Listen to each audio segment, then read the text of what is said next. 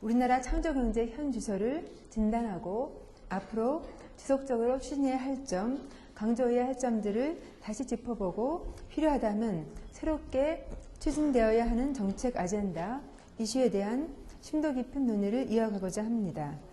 창조경제 정책 추진으로 달라진 것은 무엇인지, 또 어떤 성과가 있었는지, 또 여전히 해결되고 있지 않아서 창조경제 실현에 걸림돌이 되고 있는 것은 없는지에 대해서 이야기해 주시고 가능하다면 해결 방안 등도 제시해 주시면 감사하겠습니다. 지난 1년간 키스텝의 포럼은 아주 여러 가지 면에서 의미 있고 또 성공적인 요소가 많이 있다고 생각이 됩니다. 특히 창조경제, 또 창조경제의 핵심은 창업이라는 것에 대해서 의견 수렴을 할 수 있는 그런 기회를 가져다 줬다 이렇게 생각을 합니다. 그래서 저는 오늘도 이제 주제가 창업으로 모아지고 있는데 창업이 창조경제의 핵심이다. 그리고 창업을 활성화하는 것이 우리나라의 경제 살리고 여러 가지를 활성화시키는 게 중요하다. 여기까지는 다 의견 수렴이 됐다고 생각을 합니다. 지금 새삼스럽게 창조경제가 뭐냐 하고 이게 묻는 사람 없지 않습니까? 그것은 이 포럼에 기여가 있다고 생각합니다. 그런데 아직도 우리에게는 창업을 활성화시키는데 여러 가지 장애 요소가 많습니다. 그런데 여러 가지 요소가 있는데 그 중에서 핵심적인 요소를 우리 파악하게 된 것 같아요. 그동안 토론을 통해서 제가 보기에는 대부분 그렇게 생각하실 거로 생각하는데 제가 보기에는 크게 두 가지라고 봅니다. 첫째는 앞에서 왜 반 대표께서 언급하셨는데 이 창업의 리스크 매니지먼트입니다. 그러니까 우리 사회에서 창업은 꼭 필요하다. 그런데 개인의 입장으로 돌아왔을 때는 그 위험을 혼자 감수하기가 너무 크다. 그럴 때는 이 사회적으로 어떤 조치가 필요한가. 예를 들어서 사회에서 꼭 필요한데 누군가는 해줘야 되는데 그건 개인이 하기 어렵다고 하면은 예를 들어서 우리 사회에는 무슨 보험제도도 있는 것이고 여러 가지가 있지 않습니까? 예를 들어서 길에서 운전을 누군가는 해야 돼요. 그렇죠? 위험해요. 그럼 사고가 났을 때 그걸 완화시켜주는 게 보험도 있고 여러 가지 면허증이라는 것도 있지 않습니까? 그와 마찬가지로 창업에서도 사회적으로 그런 위험을 분산시켜서 해줄 수 있는 뭔가 제도가 있어야 되겠다. 그 제도로 거론되는 것들이 보증 문제도 있고 또 대출하지 말고 투자로 해라든지 이런 요소들을 거론을 많이 하고 있는데 이것이 아직은 되고 있지 않다. 이런 걸 말씀드리고 싶고요. 또 하나는 창업을 하더라도 우선 인력이 또 돈이 있어야 되는데 돈 문제는 지난 한 2년간 이 새 정부 들어와서 많이 도움이 됐다고 저는 생각을 합니다. 정부에서도 많이 도와주고 그래서 창업 자금은 많이 원활하게 됐는데 인력이 아직도 모이지 않고 있다고 생각이 들어요. 그래서 우수한 인력들이 학교 졸업하면은 대기업만 가려고 그러지 아주 새로운 이 벤처기업에 투신해서 한번 해보려는 그런 분위기가 마련되지 않고 있어요. 그런데도 이거를 우수한 인력을 모을 수 있게 해주는 것이 스탁옵션 제도인데 이게 바로 미국에서 했던 거거든요. 미국이 이 벤처기업으로 성공한 나라 아니겠습니까? 미국의 벤처기업이 잘 되는 이유는 바로 이거예요. 스탁옵션이 있어가지고 우수한 인력을 빨아들일 수 있기 때문에 성공하고 있는데 우리는 그것이 되지 않고 있다. 이 두 가지를 저는 말씀드리고 싶고 그런데 이 두 가지는요. 우리끼리 여기에 보면은 우리 지난 1년간 이렇게 포럼하고 보면은 대개 이 제도의 이러한 리스크라든지 또는 스탁옵션 이 제도의 사용자들만 모여서 이것이 있어야 된다, 변해야 된다, 그렇게 주장하고 있었던 것 같아요. 근데 알고 보니까 이것을, 핵심은 칼은 기획재정부가 쥐고 있더라고요. 미래부가 해줄 수 있는 한계가 있어요. 미래부는 조금 도와주는 거지, 결정권은 기획재정부가 있습니다. 기획재정부 예산실, 또 금융위원회, 거기에요.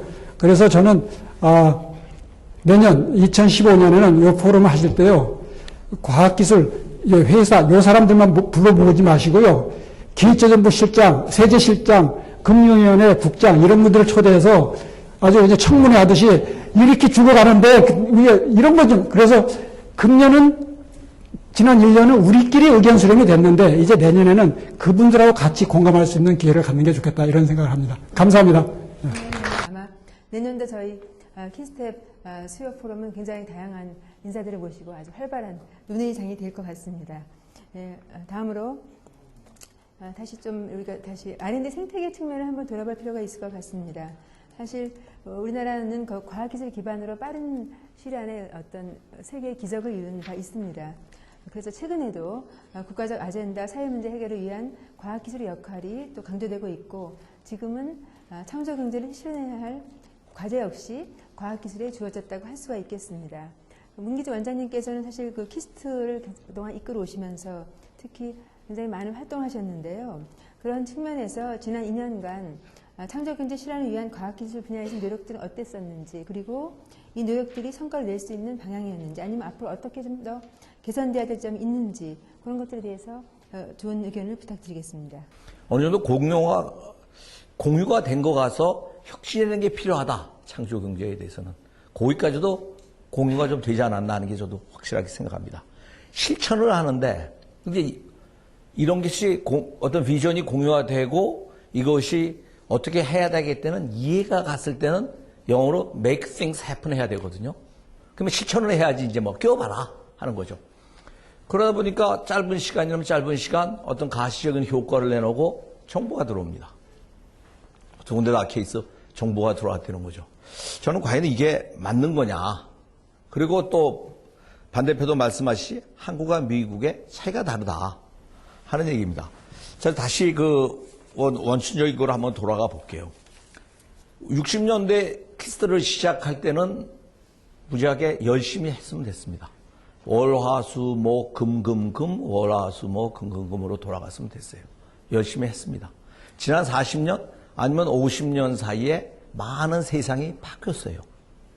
그런데 지금도 과학기술을 포함해서 많은 것이 열심히 하라고 그럽니다. 제가 말씀드리는 것은 열심히 하는 게 중요하지 않다는 게 말씀드리는 게 아니라 개수를 많이 하는 게 중요하지 않다는 게 아니라 하나라도 잘하고 무조건 열심히 하는 게 아니라 이제는 다른 방법으로 어프로치해야 된다 이런 거죠. 저희가 대한민국 국민 5천만이 열심히 해야 얼마나 열심히 하겠습니까? 중국의 9억 인구만큼 할 수 있겠습니까? 또 애들은 젊은 세대는 열심히 하기를 원하지 않아요. 이제는요. 거기서 계속 열심히 하라고 그러고 빨리 하라고 실천하는 데는 정부가 도와주겠다. 정부가 과연 얼마만큼 할 수 있느냐. 제가 말씀드리는 것은 암만 급해도 이제는 어떤 사회, 제가 미국과 한국과 다르다고 우리 변 대표 말씀하신 차이점을 인식하고 그런 문화를 만들어줘야 될 때라고 생각합니다. 기업도 마찬가지고요. 뭐 올해 하나가 안 생기면 어떻습니까? 내년에 하나가 생겨도 애플이든가 페이스북 같은 게 생기면 되는 거 아니에요? 올해 10개 생기고 20개 생기는 게 뭐 중요합니까? 기술 이전 100개 하면 뭐합니까? 출연기관에서. 값어치가 고만고만한 건데요, 다. 하나만 하면 될 거 아니에요? 2개만 하면 될 거 아니에요? 여기에 대한 어떤 문화가 있어야 된다 하는 거죠. 여태까지 저희가 지난 50년 동안 엄청나게 성공을 했어요. 열심히 해서. 지속적인 변화입니다. 영어로만 continuous innovation을 했습니다. 저는 이제는 continuous innovation이 가능하냐? 이제는 한번 숨 쉬어서 볼 때가 아닌가 싶습니다. 그렇다면 이노베이션에도 단절된 이노베이션이 있습니다. discontinued innovation이 있습니다. 아마 이런 것을 하기 위해서는 그 문화를 만들어야 되지 않는가 하는 얘기입니다. 기업을 하시고 벤처를 하실 때는 열심히 하세요. 엄청나게 정말 다른 거 하실 사람도 있는데 열심히 하시고 여기 기업의 대표분도 여기 계신데 훌륭한 사람이 와야죠. 걔네들 어디서 누가 줍니까? 대학에서 줍니다. 그럼 대학을 졸업하면 훌륭한 대학생이 훌륭한 졸업생이 없다는 게 아니라 얘네들 벤처 안 가려고 그래요. 왜 안 가려고 그럽니까? 그거 뭐 여러분 다 아시잖아요. 문화가 다르잖아요. 학교가 교육을 바꾼다고 뭐 요새 유명한 대학이 다 학교가 변화하겠다고 그래요. 좋은 인력을 양성시키겠다고 그래요. 제가 어디 뭐 거기 자문을 하는데 제가 첫 번째 말이 선생님들부터 바꿔야 되는 거 아닙니까? 선생 본인들은 논문 쓰고 선생 본인들은 뭐 그것만 하면서 애들은 그런 벤처를 할 수 있는 사람을 키우겠다. 이게 말이 됩니까? 대기업에서 훌륭한 CEO가 나왔는데 그 대학에서 안 받았어요. 자기는요, 선생으로. 그러니까 이런 것을 바꿔서 시간이 걸려도 밑에 쪽을 바꾸고 가야 될 때가 아닌가 하는 생각이 좀 들어가세요. 마지막 하나 드리면, 아까 우리 원장님이, 박 원장님 창조경제 어디까지 왔나? 올해는 마지막 결산을 한다. 1년 동안 하셔서 그 말씀을 하셨는데요. 우리 한 가지, 우리 미국서 졸업한다 그러죠. 그러면 한국 사람이 졸업이 뭡니까? 그러면 다 그레이주에이션입니다. 그럽니다. 대부분요. 그레이주에이션이라는 단어가 잘못됐다고 말씀드리는 게 아니라요. 졸업은 커맨스먼트입니다. 누가 그레이주에이션이라는 단어를 첫 번에 갖고 왔는지 모르지만 이게 맞았는지 몰라요. 그렇지만 이제는 졸업이다 그러면은 이것은 커맨스먼트입니다. 시작입니다. 창조경제는 지난 2년 동안 박근혜 정부가 어떤 비전을 제시하고 열심히 했습니다만 이제 시작입니다. 내년에도 시작일 거고 그 다음에도 시작일 거고 그래서 좋은 결실을 해서 제가 말씀드린 것은 과학기술계 전반에 뿐 아니라 모든 데는 이제는 새로운 성장판, 새로운 뭐를 만들어야 되겠다 하는 겁니다. 너도 나도 각 대학이 전부 다 자기가 잘하는 게 아니라 우리는 1등 되려고 그러는 거 어느 정도 이제 포기해야 돼요. 뒤에 온이 완이 되게끔 각자 만드셔서 벤처 하시는 분도 마찬가지시고 다 그런 쪽으로 해주시면 어떻겠는가 하는 생각이 들어갑니다. 인재 양성 부분은 나중에 기회 되면 다시 말씀드리겠습니다. 예. 이제 오늘 또 그 창조경제 결산이 아니라 또 새로운 시작이라는 좋은 말씀 해주셨습니다.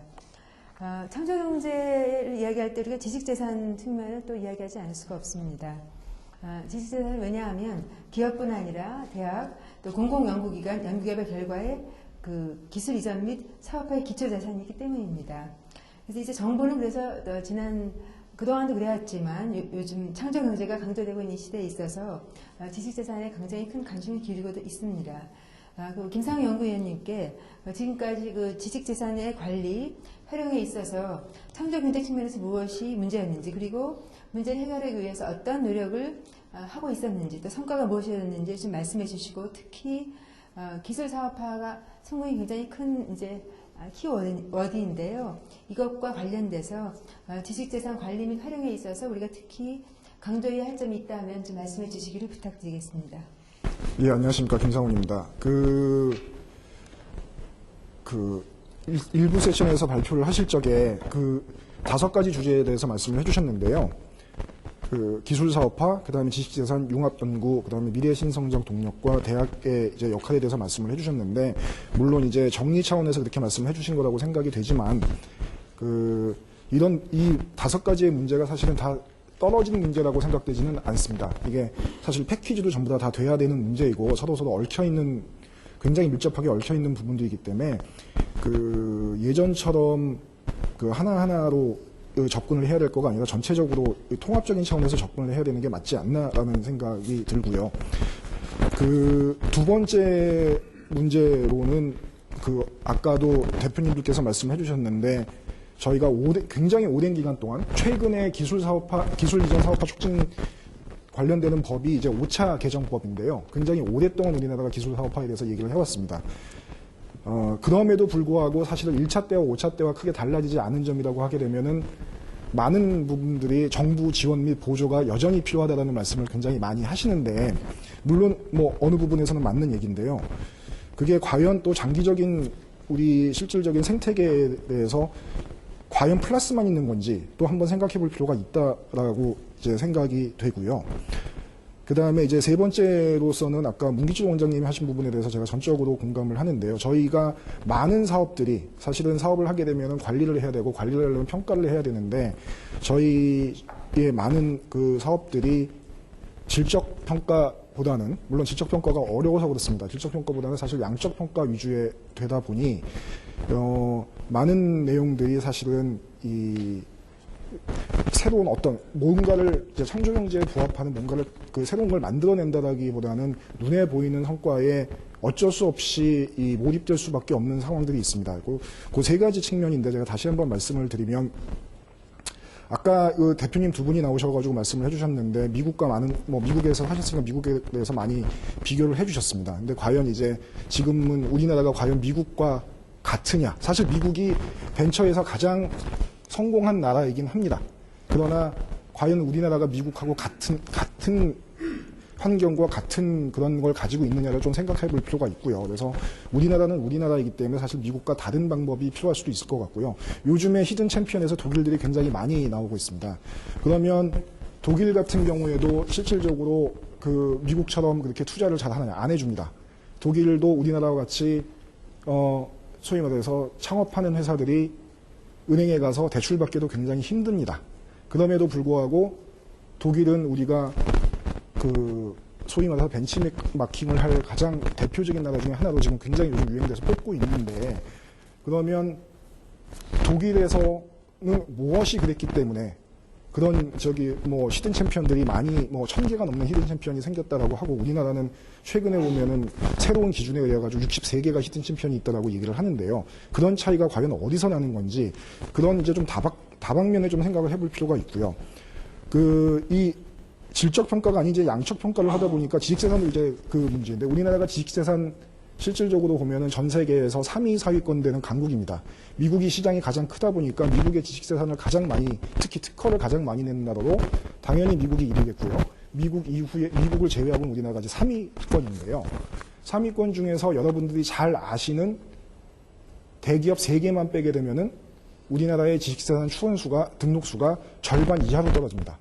그 얘기는 과연 우리나라에서 다국적 기업으로 되어 있는 3개 회사를 제외하면 그 중에 2개 회사는 같은 계열사입니다. 그러면 결국은 2개 그룹을 빼게 되면은 우리나라는 더 이상 규모로도 지식재산의 강국이 아닌 거죠.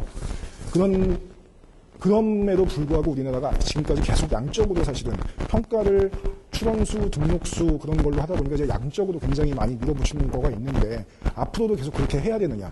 물론 지식재산 정책이 지금까지 해서 우리나라가 전반적으로 지식재산에 대한 인지도가 낮았기 때문에 인지도를 상승시키고 창출을 유발하는 효과에선 굉장히 큰 효과를 거두었다라고 생각을 하지만, 균형 발전, 그 다음에 소위 말하는 히든 챔피언, 그 다음에 창업 활성화라는 측면에서는 단순히 이제 양적인 평가보다는 질적인 관점으로 조금 돌아서야 되지 않나라는 생각이 좀 많이 듭니다.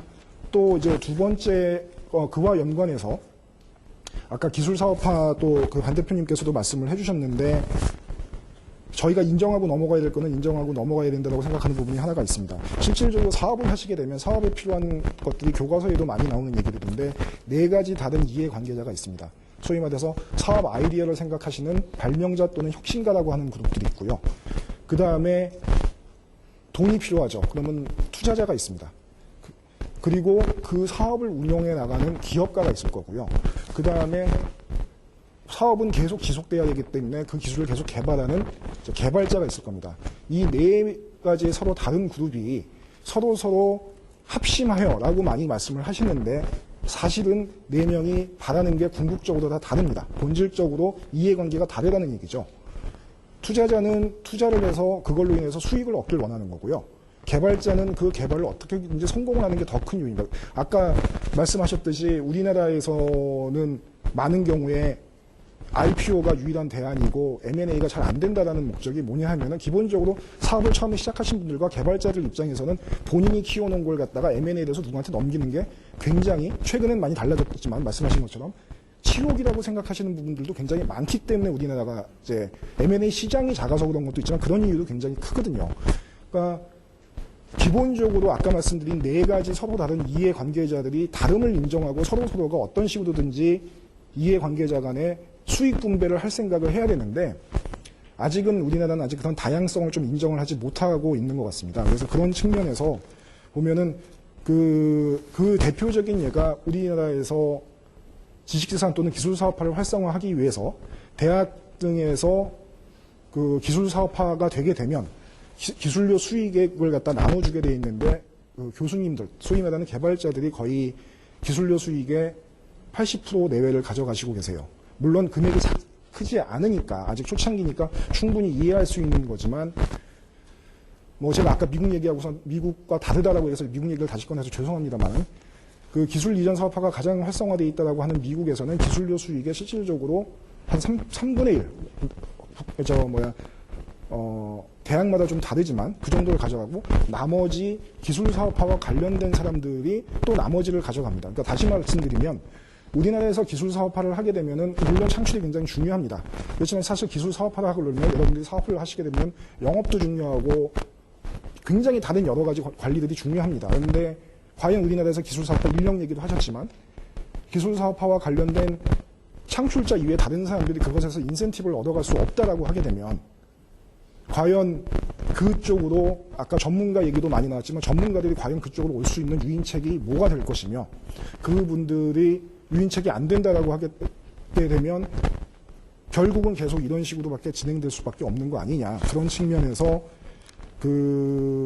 이제는 창출 관점에 뭐 지식재산이 됐던 기술 아이디어가 됐던 모든 것이 창출 관점이 아닌 실질적으로 활용이나 보호 관점에서 여러 가지 이해관계자를 좀 생각을 해야 된다라고 생각이 됩니다. 그래서 다시 뭐 정리해서 말씀을 드리면 가장 중요한 게 지금까지의 실적 평가가 양적 평가에서 질적 평가로 좀 바뀌어야 된다고 생각을 하고요. 그래야만 우리나라의 정부 보조나 지원들이 올바른 생태계로 지원할 수 있는 어떤 시드 머니의 성격을 적정하게 띌 수 있을 거라고 생각을 하고요. 그 다음에 마지막으로 이 궁극적으로 기술 사업화가 되기 위해서는 기술 사업화에 참여하는 여러 이해관계자들의 갈등 문제를 적절하게 수익 분배를 통해 가지고 해소할 수 있는 방안을 찾아야 된다고 생각합니다. 예, 네. 김상영 의원님 감사드립니다. 기술 사업화 지식재산이라고 하는 것이 다 분리될 수 없는 통합된 주제이고 특히 이 지식재산 수론에 있어서의 어떤 질적 평가의 중요성을 명심해 주시고 기술 사업화를 촉진하기 위해서는 수익 분배 구조의 어떤 개선, 특히 창출만 강조될 것이 아니라 사업 측면까지 감안한 활용, 보호 측면까지 고려돼야 된다 이런 말씀을 하셨습니다. 다음으로 우리 기술금융의 측면을 한번 돌아보겠습니다. 왜냐하면 사실 금융만큼 상대적인 정책에 있어서 중요한 것이 없기 때문입니다.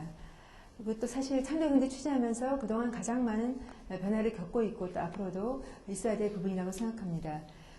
정철민 부부장님께서는 아마도 지난 2년간 기술금융 제도의 변화와 발전 그리고 기술금융 지원으로 인한 어떤 기술 이전 또 사업화의 성공 사례에 대해서 많이 또 보고 또 이렇게 많이 역할을 하고 계실 텐데요. 지금 제가 부탁드리고 싶은 것은 우리나라가 기술금융 부분에 있어서 어떤 선진화된 기술 평가와 또 금융 지원 체계를 구축하는 데 있어서 어떤 일을 또 해왔는지 또 앞으로 해결할 과제가 무엇인지 좀 말씀해 주시기를 부탁드리겠습니다. 먼저 기술 금융 하게 되면 여러분 다 아시겠지만은 기술과 금융의 결합, 어떻게 보면 이종의 결합이라고 할 수 있는데요. 쉽게 요즘 말로 풀면 융합이나 결합으로 풀 수 있을 겁니다. 그러나 기술하고 금융의 차이는 보는 관점이 약간 다릅니다. 예를 들어 엔지니어나 과학자들 보는 기술하고 금융권에서 보는 기술은 전혀 어떤 행체가 없는 것처럼 보이는 무형자산일 뿐이죠. 그리고 재무 관점이나 경영이나 재무를 분석하시는 분을 봤을 때는 이거는 무형자산, 쉽게 보면 인텐지블 에셋의 하나의 하부의 한 자산으로 보게 되는데요. 재무에서 보는 관점에서 봤을 때 기술이라는 것은 물론 뭐 지재권이라든가 눈에 보이는 것도 있지만 보이지 않는, 쉽게 하면 보이지 않기 때문에 평가 자체도 불가능하고 불확실성이 있다는 얘기죠. 쉽게 하면 기술 자체가 갖고 있는 이 특성 하나가 예를 들어가지고 담보를 잡거나 아니면 대출을 했을 때 회수 자체가 불가능한 시스템이 되어 있습니다. 그러면 금융권에서 봤을 때 투자를 하는 입장이 아닌 대출을 하는 입장에 봤을 때는 요즘 금리가 싸다 보니까 2% 이하의 나 기업 금융이 지금 한 3%에서 4, 5% 정도 되는데 작은 금리를 받고 기술 금융을 보고 대출을 했을 때 과연 나중에 디폴트가 나올 때 해소할 수 있는 방법이 있겠느냐라고 보면 해소할 수 있는 방법이 사실은 없죠. 여러 가지 제도적 보완을 하고 있지만은 사실은 쉽지 않습니다. 왜냐하면 저희들도 이제 기술금융이라는 제도를 97년 3월달부터 시작해서 저희들 한 17년 정도 운영을 해왔습니다. 와다 보니까 물론 저희들은 이제 그 순간순간 저희들 나름대로 어떤 실패를 겪고 나름대로 컨센서스도 마련해가면서 인프라를 구축하기 위해서 조직도 완비를 해가고 인력도 구축하고 그다음 내부의 평가 시스템도 다양하게 만들고 또 지속적인 업그레이드 해오면서 느끼는 것은 뭐냐 하면 지금은 이제 인프라 정도는 어느 정도 완성이 되어 있고요. 저희들이 이제 제가 모형을 하는 입장에서 봤을 때는 은행이 자기들이 갖고 있는 신용평가 모형하고 저희들 평가 모형이 약간 다릅니다. 다른데 신용평가 모형 같은 경우는 계량의 모형, 쉽게 하면 재무정보를 가지고 모든 걸 다 취합하는 그런 모형을 만들어져 있고요. 저희들 같은 경우는 비계량 재무, 쉽게 하면 정성적 평가. 저희들은 이제 사람을 본다든가 기술의 사업성이라든가 시장성이라든가 성장 가능성을 보는 파트가 되겠습니다. 저희들이 이제 과학기술자님, 쉽게 하면 일반 작업을 했을 때는 그 성장 동력 산업을 발굴해 가거나 국가 경제에 미치는 영향을 크게 맥시마이즈 하지 못하기 때문에 우수한 기술을 가진 과학기술자, 아니면 교수분, 전문가분, 그 오랫동안 그 경험을 가지신 분들이 창업을 하시게 되면 연재 보정을 면제할 수 있는 제도가 마련되어 있습니다. 분명히 마련되어 있고요. 그 다음에 보정료 자체 감면도 할 수 있는 제도가 이미 만들어져 있습니다. 그런데도 그런 분들이 왜 창업을 활성화시키지 못하느냐 한다면 제 판단, 제 개인적 생각을 봤을 때는 그 국내 제조업 환경이나 아니면 다른 IT라든가 봤을 때 그 기술적 변화가 지금 다른 2000년 초반처럼 뭐 인터넷 붐이 일어나든가 기술의 거대한 트렌드가 있어야만이 들어갈 구멍이 생기는데 그런 구멍이 작지 않을까 지금은. 물론 2005년 이후에 뭐 스마트폰의 혁명이 일어나긴 했지만은 지금 어느 정도 그 성숙된 단계로 들어가는 것 같고요. 최근에 또 국가 경제 자체가 어느 정도 그 수요 시장 자체를 행성하지 못하는 게 아닌가 하는 생각도 많이 하고 있습니다. 그래서 뭐 만약에 시장이 있다면 우리가 파고 들어갈 수 있는 구멍은 훨씬 많이 만들어져 있을 거고요. 또 하나 더 있다면 이제 저희들이 봤을 때 평가를 한다는 입장에서 보면 그 기술을 갖고 창업을 하신 분 중에 저희들에게 찾아오시는 분 대부분 봤을 때는 우수한 인력, 우수한 젊은 인재 같은 건 대부분 원하시는 대로 다 해드립니다. 요즘 같은 경우에는. 그런데 저희들이 현장 영업점에 가서 상담을 하고 했는데도 불구하고 리젝트를 됐다라고 하시면 다시 한번 생각해 보셔야 되는 거예요. 지금 같은 경우에는. 그분은 다시 한번 더 반드시 생각해 보셔야 됩니다. 지금 우리 같은 지금 창조경제 활성화 정책이 막 나오고 있는데도 리젝트 됐다면 뭔가 문제가 있는 겁니다. 문제가. 자기 개인을 돌아볼 수 있는 전환점으로 삼아야지 그게 저희들 대상으로 민원을 하거나 할 상대는 아니라는 얘기죠. 쉽게 하면 더 창업자 교육을 받으시거나 아니면 다른 제도를 알아보시거나 하시고 해야지 하고 또 하나 된 게 그 컨설팅 받으셔가지고 더 아이템 자체를 더 야물게 만드셔야 되는 거죠. 그런데 그런 게 저희들이 이제 현장에 느끼는 감이라고 할까요? 뭐 이 정도 말씀드리겠습니다. 아마 뭐 많이 좋아진 것 같습니다만 그러나 아마 현장에서 창업하고 계시는 분들한테는 아직도 또 많은 어려움이 있지 않을까 그런 생각을 합니다. 우리 한정호 팀장님께 나와주셨는데요. 사실 뭐 여러 가지 지금 뭐 결산이기도 하지만 시사이기도 하고 또 하지만 지난 2년 동안 정부에서 특히 창조경제 부분에 있어 노력했던 부분이 오늘 이야기 나왔습니다만 창조경제에 관한 어떤 문화의 조성 그리고 확산이라고 할 수가 있겠습니다. 지금 가장 이렇게 일반 대중과 함께 그동안 계셨다고 할 수 있는데요. 일반 대중들이 보기에 아직도 창조경제가 좀 너무 멀게만 느껴지고 있었는지 그리고 또 일반 대중들이 체감하는 어떤 창조경제 정책 추진의 성과가 무엇이었는지 과학기자의 측면에서 한번 좀 좋은 말씀을 부탁드리겠습니다. 네, 저는 YTN에서 올해로 이제 20년째 이 과학기술 분야를 취재하고 있는 과학 전문 기자입니다. 사실 창조경제가 이제 시작된 지 이제 2년 돼 가는데요. 처음에 창조경제 나왔을 때는 뭐 저를 포함해서 이게 굉장히 생소한 개념에 대해서 이것을 어떻게 접근해야 되는가라는 생각들을 많이 하셨을 겁니다. 근데 지금 2년을 되돌아봤을 때 과연 창조경제가 제대로 창조를 하고 있고 경제에 이바지를 하고 있느냐라는 생각을 해봤을 때는 솔직히 좀 의구심이 드는 대목들이 많죠.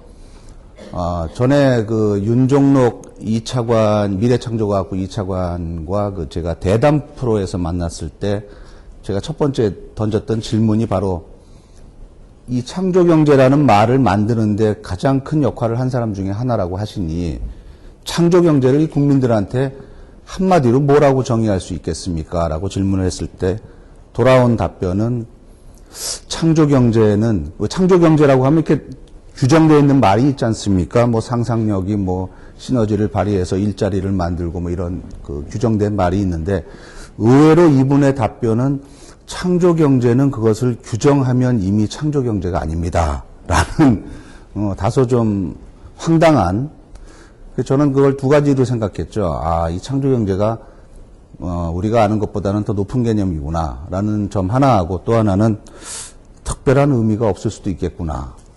근데 사실은 그게 이제 일목 한쪽 방향으로 통할 수도 있는데요. 아, 이 창조경제란 말과 함께 동시에 나오는 게 이른바 이 ICT 우선 전략입니다. 그래서 이 IT가 이제 우리나라 대한민국을 먹여 살리고 있는 것은 확실하죠. 삼성전자가 우리 국부 창출의 약 70%를 정도를 맡고 있으니까요. 근데 이 ICT 전략이 뭐 우리 국부를 이끄는 그런 전략이면은 분명하지만 자칫 이것이 현장을 취재하는 과학기자 입장에서 봤을 때는 기초과학에 대한 관심과 투자를 위축시키고 있지는 않는가라는 그런 생각을 많이 하는 게 사실입니다. 그 대덕에 이렇게 저희가 현장을 가보면은 사실 이 박근혜 정부 앞에서도 이 대덕에 대한 투자가 좀 많이 약해졌던 것도 있었고요. 그런 면에서 이 노벨상을 많이 받는 게 꼭 그 과학기술의 어떤 그 기준이 설정되는 거라는 생각은 아닙니다만 일본이라든가 미국, 유럽 같은 쪽에서 그 지속적인 기초과학에 대한 투자가 결국은 그 나라의 지속 가능한 성장을 이끄는 동력인 것은 분명한 것 같거든요. 결국 이 ICT도 기초과학에 대한 투자가 계속 이루어져야만 이른바 그 사상 누각이 되지 않는 그런 결과가 있을 거라는 생각을 했습니다. 그래서 지금 이제 이 박근혜 정부 3년 남았는데 과연 이 창조경제가 이제는 좀 실질적인 성과로 이어져야 되지 않겠는가라는 국민의 한 사람으로서의 바람도 있고 또 여기 모이신 분들도 똑같은 생각을 하실 거라 생각합니다. 근데 요즘 근데 재밌는 그 하나가 그 예가 있어서 제가 소개를 드리면요.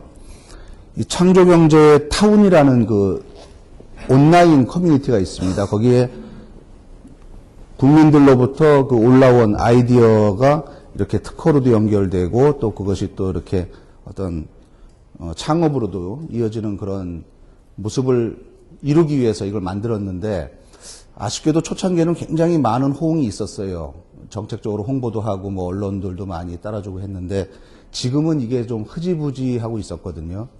근데 내일이죠. 내일부터 이 비더 메이커라 해서 이 창조경제 타운에 올라온 아이디어 중에 정말 좋다고 생각하는 그런 아이디어들을 시제품을 만들고 스타트업으로 이끌어주는 그런 그 활동들이 이렇게 이루어지고 있더라고요. 온라인과 이제 오프라인이 이렇게 결합되는 그런 형태가 아닌가 생각합니다. 뭐 이러한 예처럼 우리 창조경제가 앞으로 남은 3년 동안에는 정말 우리 경제를 이끄는 그런 견인차 역할을 할 수 있는 그런 모델이 됐으면 좋겠다는 생각을 했고요. 그런 면에서 지난 1년 동안 이 키스텝이 이끌어오고 계시는 이 수요 포럼, 저희 이 스텝들도 와서 지금 열심히 촬영하고 있습니다만 저희 YTN 사이언스에서도 계속적인 후원을 할 계획이고 이런 것들도 창조경제의 토양과 문화를 확산시키는 그런 계기가 됐으면 좋겠다라는 생각을 했습니다. 끝으로 하나 이제 좀 경계스러운 것은 이제 3년 남았습니다만은 그렇게 되면은 점점 이 정부는 조급해집니다. 그러다 보면 이른바 이 조급증 때문에 이 홍보성 성과들이 나올 개연성이 굉장히 높거든요. 이런 것들을 여기 계신 기업분들이라든가 또 연구하시는 분들 그리고 저를 포함한 언론이 철저하게 감시를 해서 자칫 그 열심히 일하고 있는 그 아주 훌륭한 과학기술자분들의 얼굴에 먹칠되지 않는 그런 좋은 성과들만 보일 수 있는 그런 토양이 됐으면 하는 그런 바람입니다. 고맙습니다. 그 YTN 사이언스에서 저희 지난 1년간 저희 수요 프로그램에 굉장히 지대한 관심을 보여주시고 국민과 함께 공감하고 공유하는 데 많은 역할을 해주셨습니다. 그래서 이와 더불어 그 지금 오늘 그 한정호 YTN 사이언스 팀장님께서는 그 상당히 성과를 이어가는 데 있어서 그 ICT 대비 또 어떤 좀 더 베이스라고 할 수 있는 기초과학에 대한 그 투자의 중요성 그리고 어떤 성과를 내기 위해서 현장과 굉장히 가까이 있어야 된다는 점, 그리고 어떤 조급한 성과를 내기보다는 장기적인 안목으로 자율적으로 추진할 것을 이렇게 주문하셨습니다. 사실 이제 그래서 오늘 이렇게 준비된 패널 토론이 끝났습니다만, 제가 아까 그 휴식 시간에 여기 오늘 참석하신 분 중에 들로부터 오늘 이 플로어에서부터 질문을 받는 말씀을 해가지고 제가 뭐 굉장히 중요한 분이 질문하셨기 때문에 제가 계신다면 제가 기회를 드린다고 했습니다.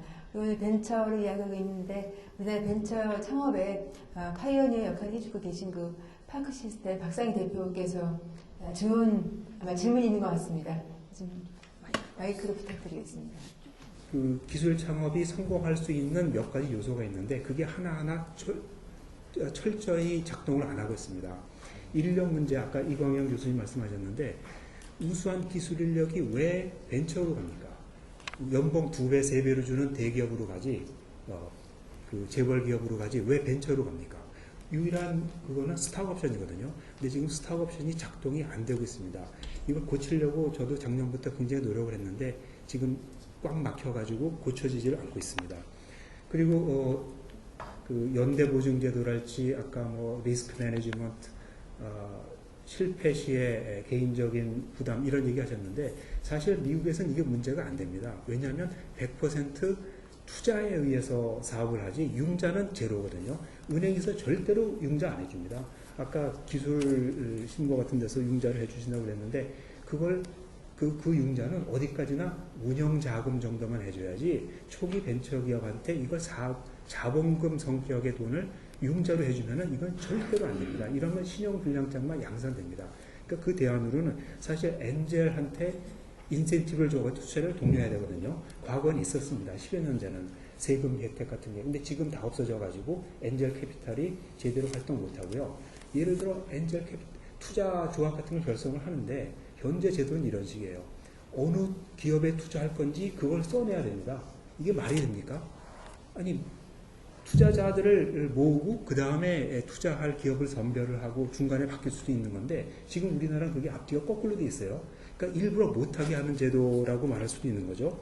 그리고 벤처 캐피탈도 낙후되어 있어가지고 연대 보증하라고 그러고 리뎀션 클로즈 강요하고 그러니까 융자를 투자로 위장하는 무늬만 투자인 융자 성격도 많고 그 갑을 관계에 의한 부당한 것도 많고요. 그래서 이런 것도 개선돼야 되고 M&A 중요하다고 하셨는데 M&A가 왜 안 되냐면 국내에서 M&A 할 필요가 없어요.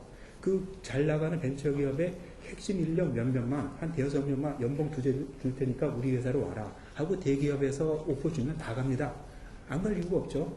그렇게 되면 왜 그 기업을 삽니까? 그러니까 훨씬 저렴하게 할 수 있는데 이걸 막으려면은 이게 이 특허제도 같은 게 더 강화되고 기술 IP가 더 보호돼야 되는데 그렇지 않은 그런 문제가 있고요. 그다음에 또 M&A를 막는 이유, 안 되는 이유가 뭐냐면 어떤 기술 기업을 사면 그 기업의 장부가가 있을 거 아니에요. 장부가 북밸류 이상의 무형자산 가치를 쳐서 사면 나머지 그 차액이 증여세를 물리게 되어 있습니다. 이런 말도 안 되는 제도들이 지금 버젓이 횡행하고 있거든요. 왜 안 없어진지 제가 나중에 말씀드리겠습니다. 그리고 코스닥도 지금 옛날의 코스닥이 아니라 완전히 그 거래소 2부 시장으로 완전히 재무적 지표로만 기업 평가를 하고 있거든요. 그러니까 기술주에 대한 평가가 제대로 안 되는 거죠. 미래 가치나 성장성에 대한 게 전혀 고려가 안 되고 똑같은 잣대로 하니까 정말 미래지향적인 자금을 필요로 하는 벤처기업이 상장을 못하고 상장을 하더라도 제값을 못 받습니다. 그러니까 매력이 없어지고 스탁옵션도 뭐 매력이 반감되고 투자자도 별로 인센티브가 없는 이런 게 있죠. 그다음에 이제 결정적으로 뭐가 있냐면 공정 경쟁이 안 되고 있다는 겁니다. 우리나라는 기울어진 운동장, 너무나 갑을 관계가 곳곳에 잔재하고 있고요. 특히 대기업하고 거래하는 중소기업은 이건 죽을 맛입니다. 우리나라에서도 공정거래위원회가 있고요. 동반성장위원회가 있습니다. 그러나 제 기능을 저는 한다고 보지 않습니다. 그리고 동반성장이나 상생협력은 이건 낭만적인 구호지 이거는 실현 불가능한 일입니다. 아니 동반성장 하려면 연인까지는 아니라도 친구 정도는 돼야 되잖아요. 근데 이건 친구가 아니라 완전히 그냥 먹잇감을 잡아먹으려고 그러는 그런 관계인데 이게 어떻게 동반성장이 됩니다. 그게 안 되고요. 철저한 공정거래입니다. 감시. 예, 그건 어떻게 하면 간단히 해결되냐면 공정거래법의 전속고발법만 완전히 폐지시켜가지고 누구나 부당한 불공정 사례가 있으면 검찰에 고발해라 할 수 있는 요것만 풀어주면 다 해결됩니다. 그러나 해결 안 됩니다. 왜 안 되는지 나중에 말씀드리겠습니다. 그래가지고 이 또 다른 기술 탈취 이런 거 그러니까 법률 서비스가 강화되는데 우리나라 변호사가 너무나 문턱도 높고 비쌉니다. 미국에서는 창업하면 제일 먼저 찾아가는 데가 변호사거든요. 그래서 변호사를 선임해서 정관도 만들고 여러 가지 고용계약서 만들고 투자계약서 만들고 사업장 임대계약서 만들고 그 다음에 뭐 하청이 됐든 뭐 거래계약서, 표준약관, 매매계약서 뭐 모든 게 법률 서류이기 때문에 변호사가 그걸 다 해줍니다. 그러니까는 굉장히 그렇고 센 변호사가 붙습니다. 실리콘밸리에서도 아주 A 탑 클래스 변호사가. 그러니까 대기업하고 분쟁이 붙어도 대등한 변호사가 붙어가지고 밀리질 않아요. 근데 우리나라는 변호사 문턱이 높아가지고 벤처기업 변호사를 제대로 못 씁니다. 그러니까는 뭐 이게 어떤 거래 계약서가 됐든 비밀 유지 계약서가 됐든 그냥 갑이 제시한 거 그냥 사인하고 넘어갑니다. 그러니까 이게 보호가 될 수가 없게 되어 있습니다. 그래서 미국 같은 경우에는 정부가 이게 원래 자본주의가 그렇거든요. 자본주의 속성이 부익부 빈익빈입니다. 큰 기업이 유리하게 돼 있어요. 그래서 미국 같은 경우는 정부가 철저하게 벤처기업, 중소기업 편이 돼가지고 대기업을 감시 견제하는데 우리나라는 거꾸로 정부는 대기업 편입니다. 왜냐하면 우리나라 경제 발전이 대기업 위주의 수출 주도형으로 해왔기 때문에 항상 정부는 대기업 총수들 불러가지고 우리가 뭘 도와줘야 너희가 더 잘하느냐 이런 관성이 붙어가지고요. 아직도 정부는 철저하게 대기업 편입니다. 그러니까 이 불공정 거래 같은 게 해결이 안 됩니다. 그래서 결국 제 말씀드리는 요지는 지금부터인데요. 결론은 뭐냐면 창조경제나 혁신 이런 것들이 되려면 결국은 기득권과의 싸움입니다. 적을 알아야 승산이 있는데 그걸 제대로 파악을 못 하시는 것 같아요. 이게 왜 안 바뀌냐면 기득권이 안 놔주는 겁니다. 놔주겠습니까? 입장 바꿔 생각해 보세요. 지금 잘 사업하고 있는 대기업이나 재벌 입장에서는 신생 벤처기업이 일어나가지고 뭐 구글이나 테슬라 같은 게 뭐 재계 판도를 뒤엎고 기술 인력, 우수한 인재들이 그쪽으로 빠져나가고 이걸 반길 리가 없습니다. 그런데 정부는 지금 그걸 잘못 판단을 해가지고 창조경제 혁신단지 만든다고 대기업하고 짝짓기 하고 있거든요. 정말 안타깝지만 정말 잘못된 제도입니다. 그렇게 하면 될 기업도 안 됩니다. 그래서 결국 중요한 건 뭐냐면 이 기득권과의 싸움인데 이 키를 쥐고 있는 게 아까 이광영 선생님이 말씀하셨지만 기획재정부 금융이 이런 데거든요. 실제 그 법률이나 그 회계 기준 같은 거 정하고 뭐 세금 기준 정하는. 근데 그쪽 사람들은 기득권 편이지 절대로 창조경제 편이 아닙니다. 그리고 더구나 거기에 덧불러서 경직된 관료주의와 맞불려가지고 꼼짝도 안 합니다. 그래서 정말 핵심적인 걸림돌들이 인력에도 문제가 있고 자금시장에도 문제가 있고 공정거래에도 문제가 있는데 이게 하나도 안 풀리는데 창업해라 우리가 경제가 정부가 밀어준다 해가지고 아무리 등 떨면서 나가봐야 성공하는 사람이 나올 수가 없게 되어 있습니다. 이건 구조적인 문제고요. 이게 해결되려면 결국 기득권과의 싸움에서 이겨야 되는데 굉장히 어렵고도 힘든 싸움이라고 저는 생각합니다. 이상입니다. 아마 해야 할 일이 굉장히 많을 것 같아요. 제가 정리하지는 않겠습니다만 아까 결산은 없고 항상 시작이라고 말씀하셨는데 저희 키스텝이 지난 1년 동안 창조경제 실현을 위해서 나름대로 노력하고 그 일환으로서 수요 포럼을 이제 오늘까지 16번을 개최했습니다. 앞으로도 오늘 제시된 끝나지 않은 숙제를 하기 위해서 저희 키스텝은 여러 가지 저희 키스텝 입장에서 할 수 있는 일들을 중단 없이 계속을 하고 또 내년에도 키스텝 수요 포럼을 통해서 오늘 제시된 아젠다를 진지하게 토론하고 답을 찾아가고 또 실행할 수 있도록 노력을 하겠습니다. 앞으로도 많이 관심을 가져주시고 또 좋은 의견과 성원을 부탁드리겠습니다. 이제 한 해가 마무리된 시점에 여기 계신 모든 분들 연말 연시 잘 마무리하시고 또 새로운 비전과 꿈을 가지고 새롭게 시작하는 그런 행복한 한 해가 되기를 바라겠습니다. 감사합니다.